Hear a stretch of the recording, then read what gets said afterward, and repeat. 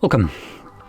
So in front of me I have the iPad Magic Keyboard, and I'll be going over unboxing of this along with a test fit and just kind of general feel to see how this actually performs. So I just popped it open.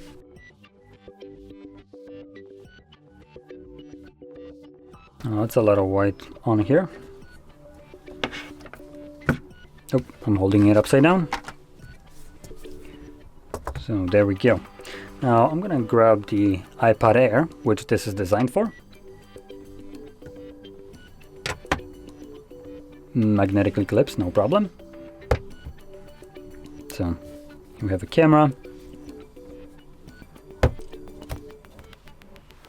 Oh, wow, that is not something that I expected.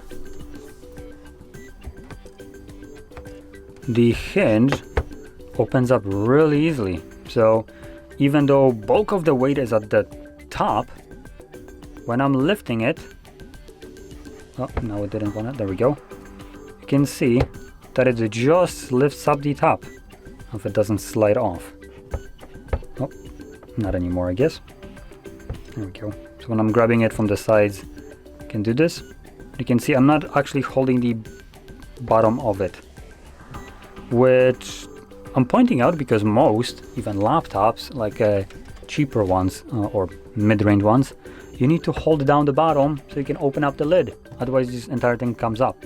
This, considering the top or the keyboard portion is much lighter than the top of it, still staying on the table is actually impressive, I would say, while still having a very rigid hinge like this.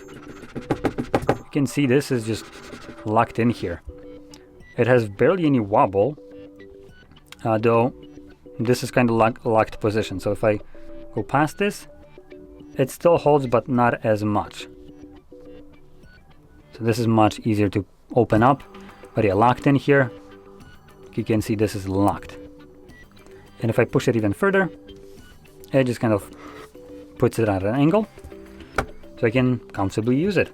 Now we do have a little trackpad right here. Not sure if that is visible, but there we go, you can see it.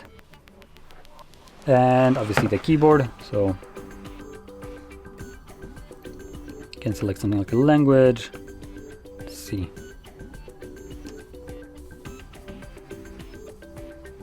The finish of this feels kind of like a soft rubber. I don't know how to explain this texture, but it's pleasant. So considering your wrist will be resting here, it does feel good, though for me it's kind of like resting right at the edge, so yeah, it's not like fully resting. The trackpad on the other hand side is on a smaller side, as you can see. That's not as big. If you were to compare it to something like a actual MacBook, the trackpads there are about this big, something along those lines, so they're much bigger. And just as a comparison, here's a S25, that's a 6.28 inch display device. So, and I know that this phone would be smaller than a trackpad on a MacBook, so you can see how much of a difference this is in terms of like the size. So, there we go. Now here we can actually test out a keyboard maybe. We have a bit of wonkiness going on here, so we have plus and equal signs along with the two little dashes, and these ones being a little bit just compressed. So if I were to, this would be a normal keyboard, and you can see these are still normal size, like for instance the ONP is, and then the actual buttons here with some functions, they are much smaller. They're basically like the arrow keys. So that might mess up some people. Also, the same thing is done here with these buttons. So shift is even smaller to almost an uncomfortable size, I would say. Yep, so for me this right here would be kind of annoying. The way I tend to type is with my pinky, I would press shift, but this is what I have right here where I would be pressing shift. So that'll take a bit getting used to and a lot of mispresses.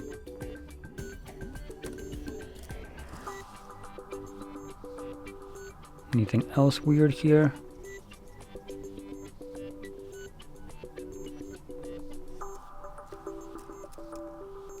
Okay, so everything else seems to be fine.